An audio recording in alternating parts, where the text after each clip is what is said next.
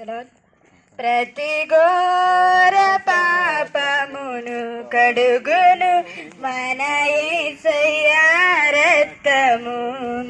ప్రతి ఘోర పాపమును కడుగును మన యేసయ్య రక్తము. మన శిక్షను తొలగించెను,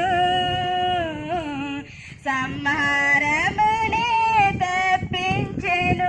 మన శిక్షను తొలగించెను, సంహారమునే తప్పించెను.